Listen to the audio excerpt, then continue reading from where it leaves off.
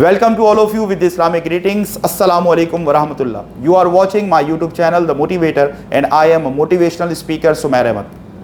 It is very unfortunate viewers कि जब हम पेरेंटिंग करते हैं, अपने बच्चों की तरबियत करते हैं, उनकी परवरिश करते हैं, तो हमें पेरेंटिंग टिप्स का पता नहीं होता, हमने पेरेंटिंग सीख नहीं रखी होती। जबकि पूरी दुनिया में जितने ख़ास तौर पर तरक्की याफ्ता ममालिक हैं, वहाँ पर पेरेंटिंग को एक सब्जेक्ट के तौर पर लिया जाता है और इसको बाकायदा सीखा जाता है। क्योंकि देखें, बीइंग पेरेंट्स हमारी रिस्पॉन्सिबिलिटी है कि हम बेहतर से बेहतर अंदाज में अपने बच्चों को ट्रेन करें, हम अपने बच्चों की तरबियत करें, अपने बच्चों की परवरिश करें। लेकिन क्या हमसे ये तो नहीं होता कि क्योंकि हमें बेहतरीन पेरेंटिंग टिप्स के बारे में मालूमात तो नहीं होती, तो हमारे गलत डिसीशन से, गलत पेरेंटिंग स्टाइल से हम कुछ ऐसी चीज़ें कर जाते हैं कि जिससे हमारे बच्चे का फ्यूचर ख़राब भी हो सकता है। तो ये हमारी जिम्मेदारियों में से एक जिम्मेदारी है कि जब हमें पेरेंटिंग करनी है, अपने बच्चों की बेहतरीन परवरिश और तरबियत करनी है, तो हमें चाहिए कि हम पेरेंटिंग को सीख कर उसको अप्लाई करें। आप यकीन करें, ये इतनी ज़बरदस्त एप्लीकेशंस हैं कि जब आप इन पेरेंटिंग टिप्स को अप्लाई करना शुरू करेंगे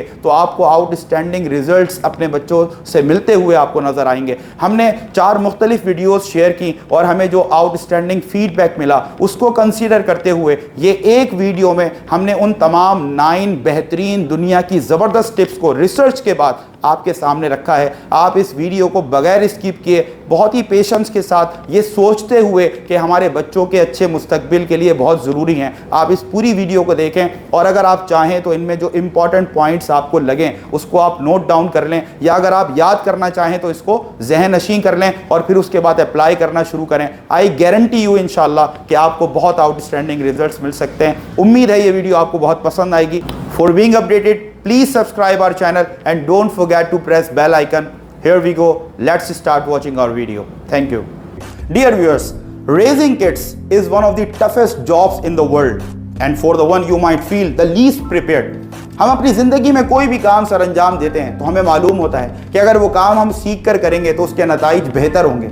जिस काम को भी हम अपनी ज़िंदगी में ज़्यादा से ज़्यादा बेहतर अंदाज में सीख कर करते हैं, उसके रिजल्ट्स, उसके नताइज, उसका आउटपुट बेहतर से बेहतर होता चला जाता है। फिर क्या वजह है कि जब रब ताला हमें वालिदैन बनना नसीब करता है और हम अपने बच्चों की परवरिश करते हैं, तो हम बग़ैर पेरेंटिंग टिप्स को सीखे इस परवरिश के अमल में लग जाते हैं और फिर नतीजा यही होता है कि क्योंकि हमने ये काम सीख कर नहीं किया होता, तो आखिर में हमें पेरेंट्स कंप्लेन करते हुए नज़र आते हैं कि हम अपने बच्चों पर बहुत मेहनत करते हैं, बहुत कोशिश करते हैं, बहुत एफर्ट्स करते हैं, फिर भी हम अपने बच्चों को वो नहीं बना पा रहे जैसा हम उन्हें देखना चाहते हैं। हमारी सोसाइटी में जहां आज बहुत सारी दीगर प्रॉब्लम्स मौजूद हैं, वहीं एक बड़ी प्रॉब्लम ये भी है कि यहाँ 80 to 90% पेरेंट्स ये कंप्लेन करते हुए नज़र आते हैं कि जैसा अखलाक हम अपने बच्चों में देखना चाहते हैं वो उनमें नज़र नहीं आता, जैसी तरबियत हम उनकी करना चाहते हैं हमें वो आउटपुट नज़र नहीं आता। तो यकीनन उसके पीछे एक बहुत बड़ी कमी ये है कि जहां हम हर काम सीख कर करते हैं तो हमें पेरेंटिंग भी सीख कर करनी चाहिए। और आप यकीन जानिए, जब आप ये टिप्स सीख कर इनको अपनी ज़िंदगियों में एग्जीक्यूट करेंगे और एज अ पेरेंट इनको आप इम्प्लीमेंट करेंगे, तो फिर आप देखिएगा कि कितने पॉजिटिव रिजल्ट्स आपको इससे मिल सकते हैं। रिसर्चेस के बाद बहुत सारी पेरेंटिंग टिप्स शेयर की जाती हैं, लेकिन हमने उसमें से मोस्ट इंपॉर्टेंट टिप्स को चूज किया और एक सीरीज ऑफ वीडियोस होगी जिसके जरिए हम ये टिप्स आपके साथ शेयर करेंगे। And today I am going to share 2 of them. Number 1, be a role model, and number 2, praising your kid. ये 2 टिप्स आज हम आपसे इस वीडियो के जरिए शेयर कर रहे हैं। Tip number 1, be a role model. Keep it in your mind that this is the most important parent tip. Each and every parent should follow very positively. जब आपका बच्चा छोटा होता है तो वो आपकी बातों से, आपकी नसीहतों से, आपके एडवाइसेस से इतना नहीं सीखता, इतना आपको फॉलो नहीं करता, इतना एब्जॉर्ब नहीं करता जितना कि वो आपके प्रैक्टिसेस को, आपके एक्शंस को देखकर सीखता है। आज की रिसर्च ये बताती है कि जो बच्चे की टोटल लर्निंग होती है उसका 80% डिपेंड करता है कि वो अपनी सराउंडिंग्स में, अपने अराउंड लोगों को क्या करता हुआ देख रहा है। वो अपने पेरेंट्स को जो एक्शंस और जो प्रैक्टिसेस करते हुए देखेगा वो नेचुरली उसको ऑब्जर्व करते हुए एब्जॉर्ब करने की कोशिश करेगा। इसीलिए किसी ने क्या खूब कहा कि actions speak louder than words. आप अपने बच्चे को कहकर इतना नहीं सिखा सकते जितना आप उसको करके सिखा सकते हैं। याद रखिए, अगर आप झूठ बोलते हैं तो ये हो नहीं सकता कि आपके बच्चे सच बोलना शुरू कर दें, क्योंकि उनकी लर्निंग ज्यादा डिपेंड करती है आपकी प्रैक्टिस पर, ना कि आपकी एडवाइस पर। एक तरफ आप मेहमानों के आने पर मुंह बनाएं, मुंह चिढ़ाएं, और दूसरी तरफ आप अपने बच्चे में हॉस्पिटैलिटी तलाश करना शुरू कर दें, तो ये हो नहीं सकता कि आपने सेब का बीज बोया हो और उस दरख्त पर आम उगाएं। ये खाम ख्याली होती है। इसीलिए हमारी एफर्ट्स तो होती हैं लेकिन पॉजिटिव डायरेक्शन में नहीं होती, इसीलिए हम अपने बच्चे को वो नहीं देख पाते जैसा हम उसे देखना चाहते हैं। याद रखिए, the younger your children are, the more cues they take from your actions. अगर आप चाहते हैं कि आपका बच्चा सच बोले, दियानतदारी इख्तियार करे, उसमें ऑनेस्टी होनी चाहिए, उसमें ओबीडियंस होनी चाहिए, उसमें रिस्पेक्ट होनी चाहिए, तो ये तमाम खूबियां पहले आप अपने अंदर पैदा करें। Be the one you want your kid to be. आप पहले खुद वो बने जो आप जैसा अपने बच्चे को देखना चाहते हैं। अगर आप इस be a role model parent tip को पॉजिटिवली इंप्लीमेंट करके देखें तो आप देखिएगा कि whatever the positive actions you will start performing at your home, आपका बच्चा वो सब चीजें कॉपी और इमिटेट करना शुरू कर देगा, और आपको नजर आएगा कि वाकई एडवाइसेस से और बोलने से और कमांड्स देने से ज्यादा बेहतर है कि हम बच्चों के सामने वो तमाम एक्शंस और प्रैक्टिसेस परफॉर्म करें कि जिनको वो डायरेक्ट ऑब्जर्व करके अपनी लर्निंग का 80% बनाते हुए अपनी जिंदगियों में उसको शामिल करें, और वो भी एक पॉजिटिव एटीट्यूड के साथ हमारे सामने आना शुरू हो जाए। Tip number 2, praising your child. जी, अपने बच्चे की तारीफ करें। ये वो पेरेंटिंग टिप है जिसको जब ऐसे स्टूडेंट्स पर अप्लाई किया गया जो अपनी क्लास में डफर स्टूडेंट्स कहलाते थे, उन्होंने आउटस्टैंडिंग रिजल्ट्स देने शुरू कर दिए। ऐसे बच्चों पर जब इस पेरेंटिंग टिप को अप्लाई करना शुरू किया गया कि जो बच्चे अपने वालिदैन के नाफरमान बच्चे थे, अपने वालिदैन का बिल्कुल कहना नहीं मानते थे, टोटली डिसओबीडियंट थे, लेकिन उन्होंने भी इस पेरेंटिंग टिप की एप्लीकेशन के बाद एक्सेप्शनल रिजल्ट्स देने शुरू कर दिए। आप अपनी एक्टिविटीज को नोटिस करें, जो बिहेवियर आप अपने बच्चों के साथ पूरा दिन रखते हैं उसमें आपका बिहेवियर कंप्लेनिंग ज्यादा होता है और कॉम्प्लीमेंटिंग कम होता है। आप अपने बच्चों की बुराई करते हुए, उनको डांटते हुए, उन पर सख्ती करते हुए अपने आप को ज्यादा देखते होंगे बनिस्बत कि आप उनकी तारीफ करते हुए नजर आए। आप इस एटीट्यूड को चेंज करने की कोशिश करें, आपके बच्चे का बिहेवियर नेगेटिविटी से पॉजिटिविटी की तरफ आना शुरू हो जाएगा। आई गारंटी यू, अगर आपका बच्चा राइटिंग में खराब है, आप 10 बार उसकी राइटिंग को क्रिटिसाइज कर चुके हैं, उसकी राइटिंग की बुराई कर चुके हैं, एक बार मेरे कहने पर आप उस बच्चे की उस बुरी राइटिंग की तारीफ करना शुरू कर दें कि आज तुम थोड़ा बेहतर लिखने की कोशिश कर रहे हो, अगर बेटा तुम इसी मेहनत के साथ आगे कंटिन्यू करो तो कुछ ही दिन में तुम्हारी राइटिंग बहुत जबरदस्त हो जाएगी। आप यकीन जानिए, आज से ही वो बच्चा अपने बिलीफ सिस्टम को चेंज करना शुरू कर देगा कि according to my mother, according to my father, मैं भी बहुत अच्छा लिख सकता हूं। और ये पॉजिटिव एटीट्यूड उसके उस बिलीफ सिस्टम को और ज्यादा स्ट्रॉन्ग कर देगा, और आप वाकई में देखेंगे कि कुछ दिन में वो बच्चा पहले की निस्बत बहुत बेहतर लिखना शुरू कर देगा। ऐसे ही आपके बच्चे की जितनी भी एक्टिविटीज हैं, अगर पॉजिटिव एटीट्यूड के साथ आप उनको क्रिटिसाइज कम करें, आप कंप्लेनिंग कम हो और उनको कॉम्प्लीमेंट ज्यादा करना शुरू कर दें, उन बच्चों की तारीफ ज्यादा करना शुरू कर दें, तो वो अपने अंदर एक कॉन्फिडेंस को फील करेंगे, उनका कॉन्फिडेंस मजीद बिल्डअप होगा और वो आपको एक पॉजिटिव एटीट्यूड के साथ बेहतर अंदाज से परवरिश पाते नजर आएंगे। आप एक बार ये जरूर कोशिश करें कि आपका बच्चा अगर कहीं मौजूद है तो आप गॉसिप के जरिए उस बच्चे की तारीफ करें। यह भी एक जबरदस्त एलिमेंट है जो आपके बच्चे के कॉन्फिडेंस को बहुत बिल्डअप करता है और उसके अंदर एक पॉजिटिव एटीट्यूड को पैदा करता है। अगर आप घर में उसके दादा या दादी से बात कर रहे हैं तो आप थोड़ी सी बुलंद आवाज से उस बच्चे की तारीफ करें और ये शो कराएं कि आप चुपके से कोई बात कह रहे हैं, लेकिन ऐसा जुमला जब उसके कान तक पहुंचेगा कि जब आप उसके दादा या दादी से कहेंगे कि भाई माशाल्लाह अली तो आज बहुत ही जबरदस्त काम कर रहा है, अली की राइटिंग तो बड़ी जबरदस्त हो गई है, अली ने बहुत ही जबरदस्त पढ़ना शुरू कर दिया, आप यकीन जानिए ये जुमला उसके कान में जाने की देर होगी, वो बच्चा आपको वंडर्स करके दिखा सकता है। ये वो पेरेंटिंग टिप्स हैं जो दुनिया में उन कामयाब वालिदैन ने अप्लाई करके अपने बच्चों को कामयाब बनाया है, जो आज इन रिसर्चेस और आर्टिकल्स में ये सब कुछ नोट डाउन कराते हुए नजर आते हैं। आप भी अगर पॉजिटिव एटीट्यूड के साथ इसको इंप्लीमेंट करें तो आपके बच्चे भी बहुत बेहतर आपको रिस्पॉन्स दे सकते हैं। और यकीन जानिए, मैं फिर एक बार आपसे कहूंगा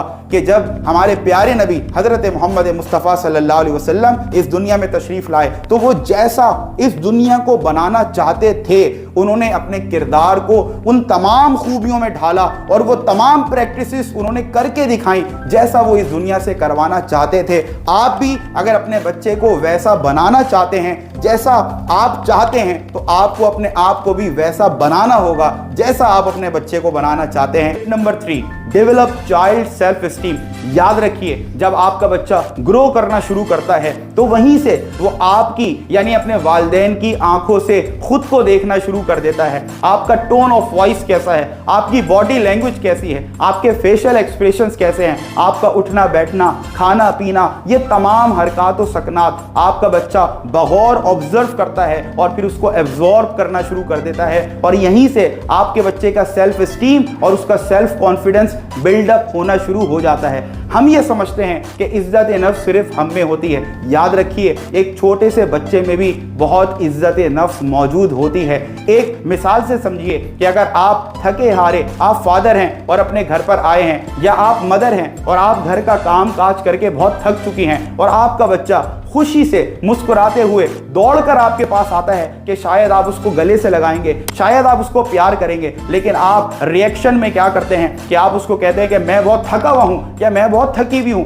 दूर रहो, अभी मेरे पास नहीं आओ। आप यकीन जानिए, ये जो आपका बिहेवियर है या आपके बच्चे के सेल्फ एस्टीम को डैमेज करके डिस्ट्रॉय करके रख देता है। तो आपको ये चाहिए कि आप चाहे कितनी भी थकावट हो, कितना भी आप थक चुके हो, आपका बच्चा जब भी आपसे पॉजिटिवली एक्ट करे तो आपको भी पॉजिटिवली रिएक्ट करना होता है। हर एक्शन का एक रिएक्शन होता है। जब इन पॉजिटिव एटीट्यूड्स के साथ आप अपने बच्चे की परवरिश करेंगे, अपने बच्चे की ग्रोथ करेंगे, तो आप देखिएगा आपके बच्चे की जो पर्सनैलिटी डेवलपमेंट है वो कितनी पॉजिटिव डायरेक्शन में चली जाती है। कुछ और बातें यहां पर आपको बहुत अच्छे अंदाज से समझनी होंगी। अगर आपका बच्चा कोई ऐसा काम करे जो आपके एक्सपेक्टेशंस के मुताबिक ना हो, वो कोई ऐसी शरारत करे जिस पर आपको बहुत ज्यादा गुस्सा आ जाए, तो आप अक्सर क्या करते हैं कि आप अपने बच्चे को बहुत ही बुरे अंदाज से डांटना शुरू कर देते हैं कि you are such a stupid child, तुम बहुत बदतमीज बच्चे हो, तुमने बहुत बदतमीजी की है, तुम एक नंबर के डफर हो। आप यकीन जानिए, ये अल्फाजों की जो गोलाबारी है ये भी आपके बच्चे के सेल्फ कॉन्फिडेंस और सेल्फ एस्टीम को तबाह करके रख देती है। अगर आपके बच्चे ने कोई ऐसा काम किया है जो आपकी एक्सपेक्टेशंस के मुताबिक नहीं, या जिससे आपको गुस्सा आया, या जिससे जो आपने बदतमीजी फील की, उसके इस मौके पर इन सिचुएशंस के अंदर फिर पेरेंट्स पूछते हैं कि अगर हम गुस्सा ना करें, हम अगर पिटाई ना करें तो आखिर हम करें क्या? तो आप करें ये कि आप दूसरे या पॉजिटिव अंदाज से भी अपने बच्चे को समझा सकते हैं। अगर उसने कोई काम किया और वो काम अच्छा नहीं किया, या वो काम आपकी एक्सपेक्टेशंस के मुताबिक सही नहीं है, तो आप उस बच्चे को ये कह सकते हैं कि बेटा तुमने कोशिश की लेकिन तुमने पूरी कोशिश नहीं की। अगर तुम पूरी कोशिश करते तो ये काम तुम अच्छे अंदाज से कर सकते थे। अगर उस बच्चे ने किसी से बदतमीजी की, मिसबिहेव किया, तो आप उसको समझा सकते हैं कि बेटा अगर आप मिसबिहेव करेंगे, बदतमीजी करेंगे, तो सब सिर्फ आपको नहीं आपके पेरेंट्स को भी बुरा समझेंगे। गॉड सेक अपने बच्चों के साथ नरमी से पेश आएं। जब आप उनके लिए बार बार बुरे अल्फाज इस्तेमाल करते हैं, तुम स्टूपिड हो, तुम डफर हो, तुम बदतमीज हो, तुम शरारती हो, ये बातें जब वो अपने लिए बार बार सुनते हैं तो ये बार बार सुने जाने वाली बातें ही उनके थॉट्स बन जाते हैं। और ये थॉट्स उनके अगर इस बिलीफ में कन्वर्ट हो जाएं कि हाँ हम स्टूपिड हैं, हाँ हम बेवकूफ़ हैं, हाँ हम बदतमीज़ हैं, तो यकीन जानिए बावजूद बहुत कोशिश के भी आप उनके इस बिलीफ सिस्टम को चेंज नहीं कर पाएंगे। और फिर वो डिप्रेशन के उस लेवल पर चले जाएंगे कि जहाँ से सिर्फ नाकामियाँ ही नाकामियाँ होती हैं और वो बच्चे की जो सेल्फ कॉन्फिडेंस और सेल्फ एस्टीम है वो डैमेज होकर रह जाती है। तो मुझे उम्मीद है कि आप इस बात पर अमल करेंगे और उस बच्चे के सेल्फ एस्टीम और सेल्फ कॉन्फिडेंस को बहाल रखने और उनको मजीद डेवलप करने के लिए एक पॉजिटिव रोल प्ले करेंगे। तो आप देखिएगा आपको कितने अच्छे अंदाज से वो बच्चे पॉजिटिव रिस्पॉन्स देना शुरू कर देते हैं। Tip number 4, strong communication. याद रखिए, वो बच्चे जो अपनी क्लासेस में बेहतर परफॉर्म करते हुए नजर आते हैं, अच्छे ग्रेड्स लेते हुए नजर आते हैं, सोसाइटी में सब इनकी तारीफ करते हुए नजर आते हैं, सोसाइटी में इनको शाइनिंग स्टार्स कहा जाता है, ये वो बच्चे हैं जिनकी अपने पेरेंट्स के साथ कम्युनिकेशन बहुत ही स्ट्रॉन्ग होती है। दूसरी तरफ वो बच्चे हैं जो अपनी क्लास में बेहतर परफॉर्म नहीं कर पाते, अच्छे ग्रेड्स नहीं ले पाते, सोसाइटी में सब इनकी बुराई करते हुए नजर आते हैं। अक्सर ये देखा गया है कि इनके पेरेंट्स की इनके साथ या तो बहुत बड़ा कम्युनिकेशन गैप है या फिर कम्युनिकेशन करने की जो अप्रोच है वो बहुत नेगेटिव है, जिसका इशारा हमने आपको टिप नंबर 3 में भी दिया था। याद रखिए, आप तब तक एक अच्छे पेरेंट साबित नहीं हो सकते जब तक कि आप अच्छे कम्युनिकेटर ना बन जाएं, अपने कम्युनिकेशन को अपने बच्चों के साथ इफेक्टिव और पॉजिटिव ना बना लें। आपके बच्चे का दिमाग खाली है, उसमें तजस्सुस और क्यूरियोसिटी भरी हुई है, वो अक्सर आपके पास आते हैं और आते होंगे, मुख्तलिफ सवालों से आपको परेशान भी करते होंगे। ये क्या है, ये क्यों है, ये कैसा है, ये ऐसे क्यों नहीं है, ये वैसे क्यों नहीं है, लेकिन आपको चाहते हुए या ना चाहते हुए भी उनके सवालों का जवाब देना पड़ेगा। आंसर देम एज मच और एज मैनी एज पॉसिबल। अगर आप एक रिस्पॉन्सिबल पेरेंट्स हैं, अगर आपने उनके सवालात के जवाब देना बंद कर दिए तो वो खुद साख्ता कोई सोच भी डेवलप कर सकते हैं जो कि एक नेगेटिव अप्रोच की तरफ भी उनको ले जा सकती है। एक और बात याद रखिए कि आपके बच्चों का दिमाग एक खाली ग्लास की तरह है। अगर आपने उस ग्लास को अपने रिलीजियस, एथिकल, सोशल और ट्रेडिशनल वैल्यूज से फिल नहीं किया तो ये ग्लास खाली रह जाएगा। और ऐसा ना हो कि कार्टून्स के जरिए, वीडियो गेम्स के जरिए और दीगर बुरी बातों के जरिए इस गिलास को कोई फिल कर दे और फिर चाहते हुए भी, बहुत कोशिश के बावजूद भी कई साल आपको लग जाएं, लेकिन आप उस गिलास के पानी को फिल्टर ना कर पाएं, अपने बच्चे के माइंडसेट को पॉजिटिव ना कर पाएं। इसलिए यह बहुत जरूरी है कि अपने बच्चे के साथ कम्युनिकेट करते रहें। और दूसरी बात यह कि अगर आपके बच्चे को कोई प्रॉब्लम है तो उसके साथ कम्युनिकेट करें, उसके साथ बातचीत करें,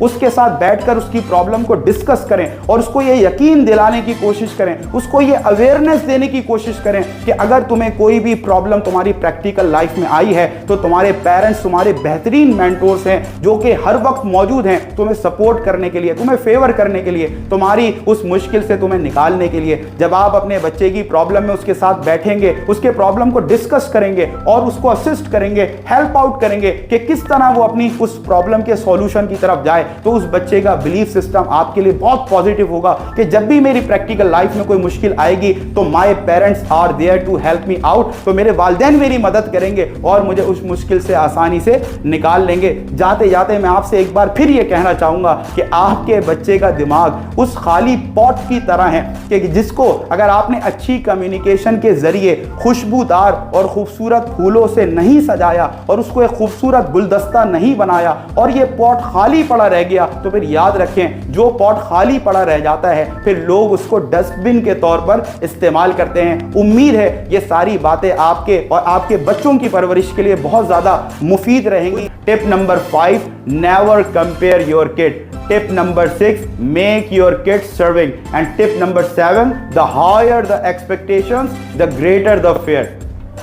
Without wasting any time, let's talk about tip number 5, never compare your kid. आमतौर पे पेरेंट्स या वालिदैन को देखा गया है कि वो अपने बच्चे को दूसरे बच्चों के साथ बात बात पे कंपेयर करना शुरू कर देते हैं। तुम बिल्कुल खाना ठीक से नहीं खाते, उस बच्चे को देखो कितने अच्छे अंदाज से खाना खाता है। तुम अपनी पढ़ाई में बिल्कुल टफर हो, उस बच्चे को देखो वो अपनी क्लास में हमेशा फर्स्ट आता है। तुम बिल्कुल अपने पेरेंट्स की बात नहीं मानते, अपने कजन को देखो वो हमेशा अपने पेरेंट्स का और बड़ों का कहना मानता है। ये जो बात बात पे आप अपने बच्चे को दूसरे बच्चों के साथ कंपेयर करते हैं, ये चीज उस बच्चे को इंफीरियरिटी कॉम्प्लेक्स की तरफ ले जाती है, जी एहसास कमतरी की तरफ, जहां से वो ये बच्चा महसूस करना शुरू कर देता है कि शायद मैं दूसरे बच्चों से बदतर हूं और दूसरे बच्चे मुझसे बेहतर और बरतर हैं। आप यकीन जानिए कि अगर आप अपने बच्चे को उसके बहन भाइयों यानी कि सिबलिंग्स के साथ कंपेयर करना शुरू कर देते हैं, इसके 2 बड़े नुकसान होते हैं। पहला ये कि आपका बच्चा ये महसूस करना शुरू कर देता है कि शायद मैं अपने बहन भाइयों की तरह तरह अपने पेरेंट्स का प्यारा नहीं हूँ, मेरे पेरेंट्स मुझसे उस तरह प्यार नहीं करते जैसे मेरे बहन भाइयों से करते हैं। दूसरा नुकसान,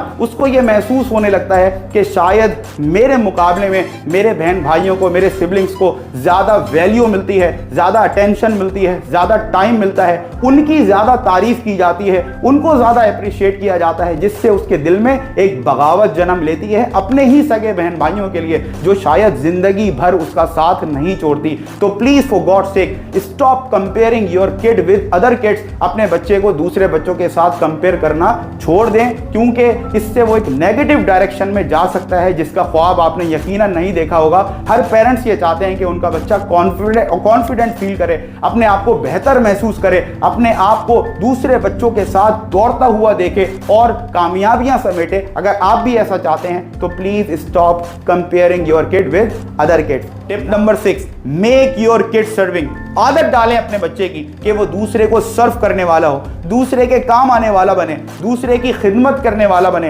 अपनी चीजें दूसरों के साथ शेयर करने वाला बने, सोसाइटी में कंट्रीब्यूट करने वाला बने। नबी करीम सल्लल्लाहु अलैहि वसल्लम ने इरशाद फरमाया, तुम में से बेहतरीन शख्स वो है जो दूसरे को नफा पहुंचाने वाला है। और अगर आप चाहते हैं ये तमाम सिफात, ये तमाम क्वालिटीज, ये तमाम खूबियां आपके बच्चे में आए, तो आपको खुद अपने आप को प्रैक्टिकल और रोल मॉडल बन के दिखाना पड़ेगा।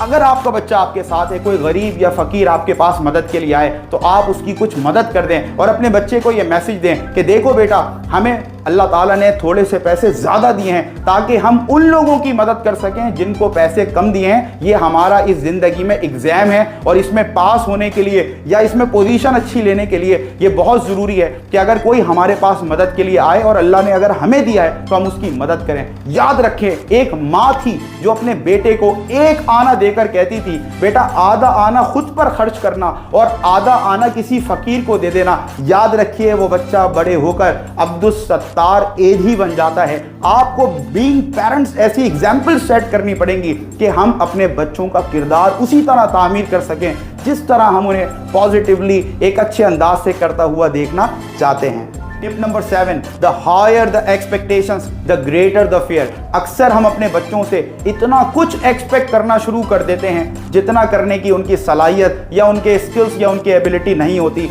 और फिर इसके बाद क्या होता है कि आपके बच्चे कॉन्फिडेंटली कोई काम करने के बजाय, मेहनत से कोई काम करने के बजाय खौफजदा होना शुरू हो जाते हैं, डरना शुरू हो जाते हैं। हमारा एटीट्यूड उनके साथ ऐसा बन जाता है कि हम चाहते हैं हर हाल में वो हमारी एक्सपेक्टेशंस पर पूरा उतरें। हम उनकी सलाहियत को, स्किल्स को, एबिलिटीज को बेहतर बनाने पर फोकस नहीं करते, बल्कि अपनी एक्सपेक्टेशंस को उन बच्चों पर थोपने की कोशिश करते हैं। अगर तुम फर्स्ट नहीं आए तो अच्छा नहीं होगा, अगर तुमने मैथ्स में 100% मार्क्स नहीं लिए तो आज से तुम्हारा खेल कूद बंद। ये तमाम बातें जब वो बच्चा आपसे सुनता है तो उसका कॉन्फिडेंस बढ़ने के बजाय उसका खौफ, उसका फियर बढ़ना शुरू हो जाता है और फिर वो बेहतर डिलीवर करने के बजाय बुरा डिलीवर करना शुरू कर देता है। याद रखें, आपका बच्चा बच्चा है, वो किसी रेस का घोड़ा नहीं है कि अगर दौड़ने के बाद, रेस के बाद वो फर्स्ट आया तो वो घोड़ा और अगर वो फर्स्ट नहीं आया तो वो गधा।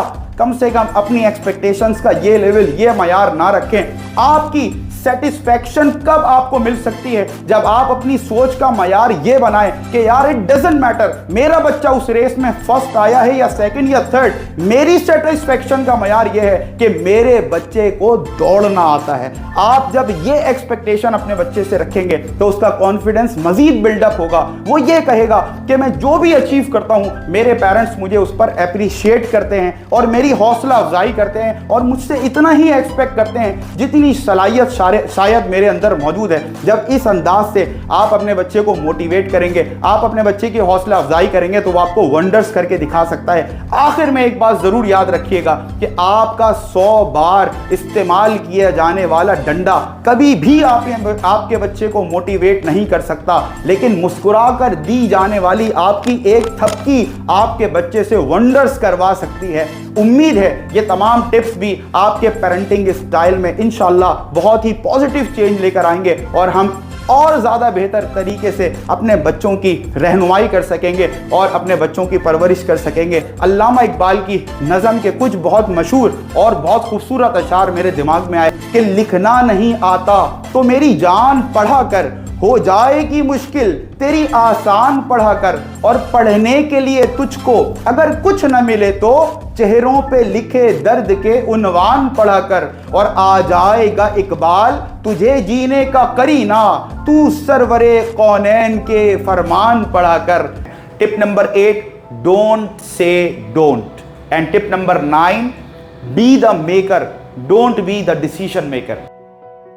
अक्सर पेरेंट्स हमें ये कंप्लेन करते हुए नजर आते हैं कि हम अपने बच्चे को जिस काम को करने के लिए बार बार रोकते हैं, बच्चे हमें बार बार वही काम करते हुए नजर आते हैं। बेटा डोंट यूज मोबाइल, बेटा मोबाइल इस्तेमाल नहीं करो, मोबाइल इस्तेमाल नहीं करो, लेकिन बच्चा जिद करता है कि उसे मोबाइल ही इस्तेमाल करना है and they keep using mobile. बेटा इस फैन की तरफ नहीं जाना, ये जो स्टैंड फैन है, पेडिस्ट्रियल फैन है, इसके करीब नहीं जाना, बच्चा हमें बार बार उसी फैन के करीब जाता हुआ नजर आता है और हम खौफ खाते हैं कि कहीं वो अपना हाथ उस पंखे में ना दे दे, लेकिन बच्चा बार बार उस एक्टिविटी की तरफ माइल होता है। आखिर वजह क्या है? हम बार बार जो डोंट यूज करते हैं उसका नतीजा हमें मनफी या नेगेटिव या हमारी एक्सपेक्टेशन से अलग क्यों मिलता है? आज की माइंड साइंस हमें यह बताती है कि हम जो अल्फाज सुनते हैं उन अल्फाजों की इमेज हम अपने माइंड में बनाते हैं। फॉर एग्जाम्पल, अगर मैं आपसे कहूं कि इस छोटी सी एक्सरसाइज में आप इन्वॉल्व हो जाएं, आप मेरे साथ जुड़ जाएं, तमाम व्यूअर्स से मेरी गुजारिश है कि वो चंद लम्हात के लिए, मोमेंट्स के लिए अपनी आइज क्लोज करें। मैं आपसे कुछ कहना चाहता हूं। जी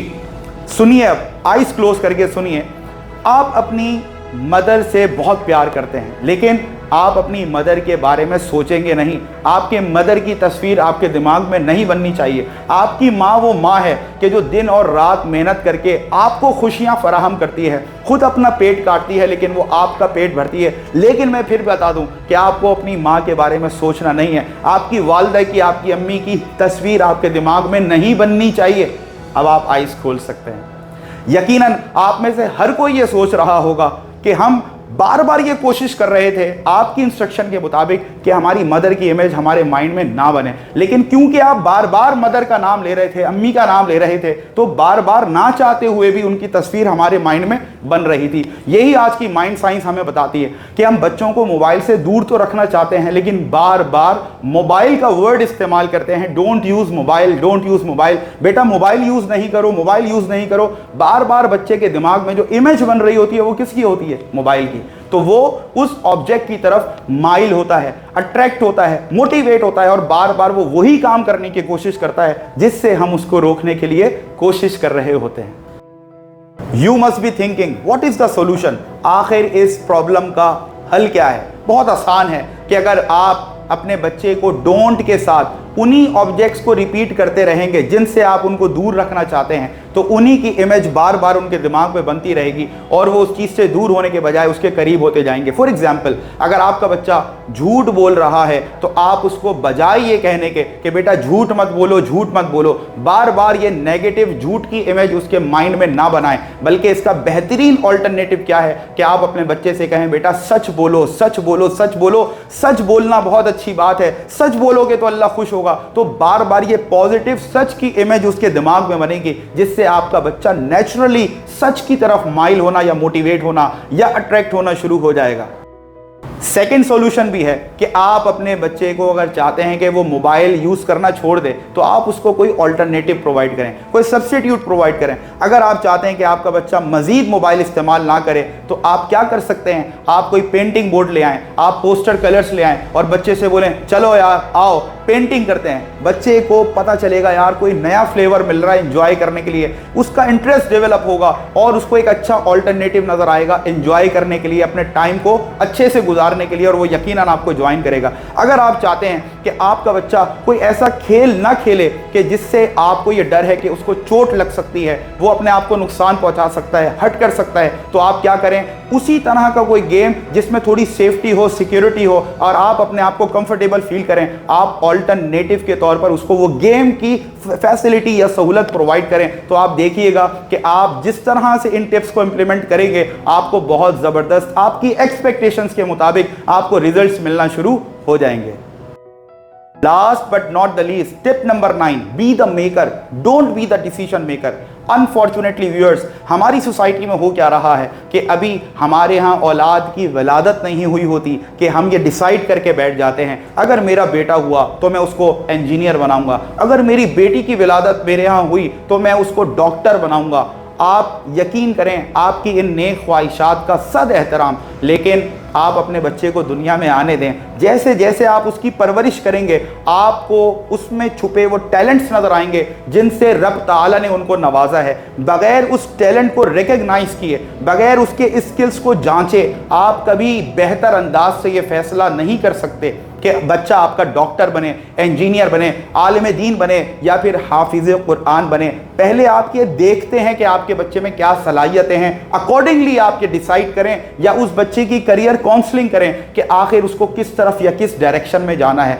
होता यह है कि हम डिसाइड करके बैठ जाते हैं, लेकिन जो फील्ड हम अपने बच्चों के लिए चूज करते हैं उसकी सलाहियत, उसका इंटरेस्ट उन बच्चों में मौजूद नहीं होता। तो फिर हमारे फोर्स करने पर, इम्पोज करने पर वो बच्चे उस फील्ड को ज्वाइन तो कर लेते हैं लेकिन कभी भी उसको एंजॉय नहीं कर पाते। याद रखिए, अल्लाह तबारक व तआला ने हर इंसान को एक अलग सलाहियत के साथ, टैलेंट के साथ इस दुनिया में भेजा है। हमारी बहैसियत वालिदैन की जिम्मेदारी है हम बच्चों के मुस्तकबिल के बारे में कोई भी फैसला करने से पहले एक बार ये ज़रूर देखें आया कि उनका इंटरेस्ट किस चीज़ में है, कौन सी चीज़ों को वो अच्छे अंदाज से कर पाते हैं, किन चीज़ों को वो बहुत पैशन के साथ, बहुत जोश और जज्बे के साथ करते हैं, किस तरह का टैलेंट हमारे बच्चों के अंदर मौजूद है। अगर इन तमाम एलिमेंट्स को मलहूज़ खातिर रखकर आप अपने बच्चे के करियर को डिसाइड करेंगे, उनके साथ मुआवनत करेंगे, उनकी करियर काउंसलिंग करेंगे, तो आप देखिएगा ना कि ये होगा कि आपका बच्चा कुछ भी दुनिया में बनेगा तो वो अपनी सलाहियतों के बलबूते पर बनेगा, बल्कि वो कुछ बनने के बाद, जो कुछ आप उसको बनाना चाहते हैं या जो सलाहियतें उसमें मौजूद हैं, वो बनने के बाद वो अपनी फील्ड को एंजॉय भी करेगा। क्योंकि बहुत आम सी बात है कि अगर हमसे कोई ऐसा काम करने के लिए कहा जाए कि जिसमें बहुत ज़्यादा एफर्ट्स लगते हों, लेकिन एफर्ट्स से भी ज़्यादा हमारा उसमें इंटरेस्ट हो, तो कई कई घंटे वो काम करने के बाद भी हम थकते नहीं हैं, बल्कि हम उस काम को एंजॉय करते हैं क्योंकि उसका टैलेंट हम में है और हम उस काम को बहुत इंटरेस्ट के साथ कर रहे होते हैं, तो उसको एंजॉय करते हैं। लेकिन इसके बरक्स, ऑन दी कॉन्ट्ररी, अगर हमसे कोई ऐसा काम करने के लिए कहा जाए कि जो अपेरेंटली तो बहुत कम एफर्ट्स मांगता हो लेकिन आपका उसमें बिल्कुल कोई इंटरेस्ट ना हो, आप उस काम से बेजार हो, यकीन करें कुछ देर वो काम करने के बाद आप बेजार होना शुरू हो जाएंगे और आप उस काम से जी चुराना शुरू कर देंगे, उस काम को आप कभी एंजॉय नहीं कर पाएंगे। तो बीइंग पेरेंट्स, ये आपकी जिम्मेदारी है कि अपने बच्चे के फ्यूचर को डिसाइड करने से पहले ये सोच लें कि कहीं हम जाने अनजाने मछलियों को उड़ना तो नहीं सिखाना चाहते और परिंदों को तैरना तो नहीं सिखाना चाहते। याद रखें, मछली का काम तैरना होता है और परिंदे का काम उड़ना होता है। हमारे एक गलत डिसीजन से हम अपने बच्चे के फ्यूचर को अपने हाथ से ख़राब कर सकते हैं। तो मेरी ये रिक्वेस्ट है तमाम पेरेंट्स से कि अपने बच्चे के फ्यूचर को जब भी डिसाइड करें तो वो ये ज़रूर देखें कि उनका इंटरेस्ट किस चीज़ में है, वो किस चीज़ में एंजॉय करते हैं, उनका टैलेंट, उनके स्किल्स किस चीज़ की तरफ उनको ले जाने की आपको दावत देते हैं। अकॉर्डिंगली अगर आप डिसाइड करेंगे तो इंशाल्लाह बहुत पॉजिटिव रिजल्ट्स आपको मिलेंगे। उम्मीद है पेरेंटिंग टिप्स की ये तमाम टिप्स आपके लिए बहुत इफेक्टिव होंगी और जैसे जैसा इनको आप पॉजिटिवली इंप्लीमेंट करते रहेंगे इंशाल्लाह ताला बहुत दूरस नताइज, बहुत मुस्बत और पॉजिटिव रिजल्ट्स आपको इंशाल्लाह नजर आएंगे। इसी मैसेज के साथ सुमैर अहमद को दीजिए इजाज़त। अगली वीडियोस के साथ जल्द आपके सामने हाजिर खिदमत होंगे। अस्सलामु अलैकुम व रहमतुल्लाह। Subscribe this channel. Keep watching The Motivator and be motivated.